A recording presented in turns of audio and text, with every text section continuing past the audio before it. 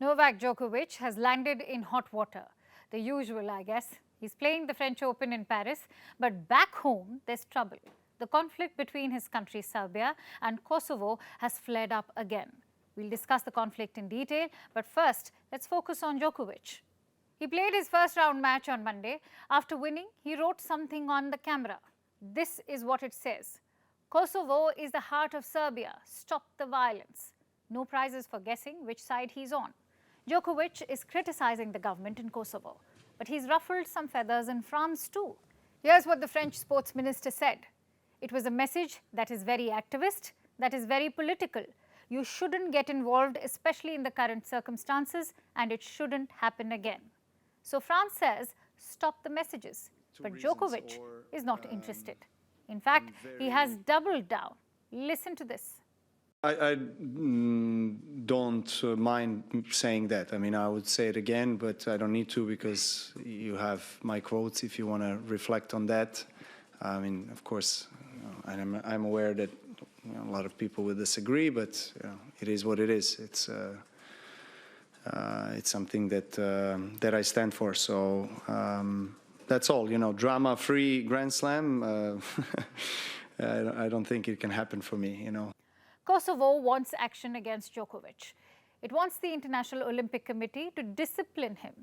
But here's the problem. The Grand Slam rulebook doesn't prohibit political messages.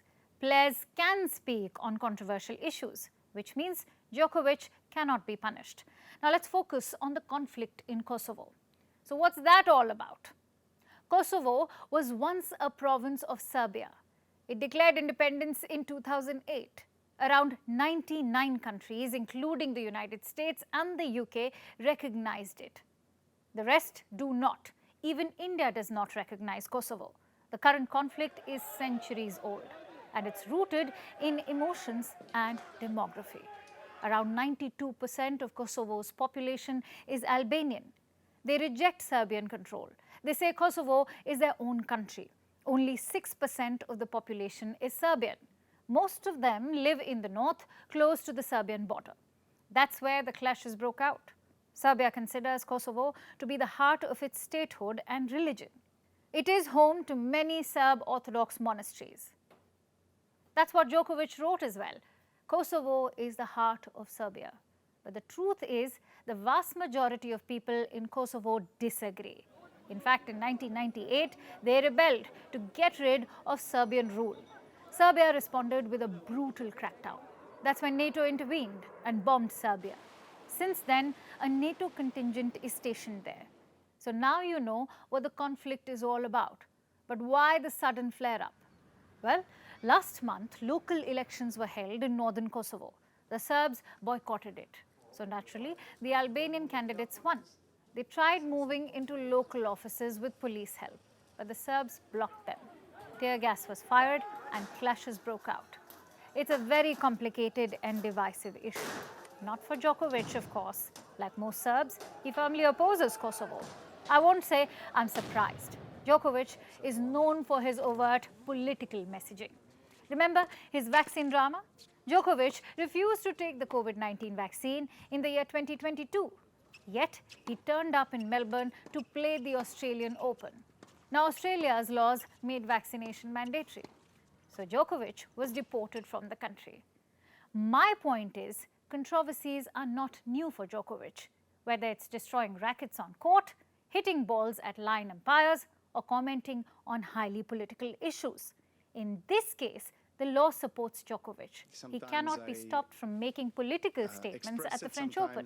Nonetheless, let's focus on what he said. Stop the violence. Is there any chance of that happening? Leaders from Kosovo and Serbia are in Moldova today. They are attending a diplomatic summit. Needless to say, they traded blame. The situation in Kosovo, in north of Kosovo as we speak, is quite tense, although it has been more quiet in the past 2 days.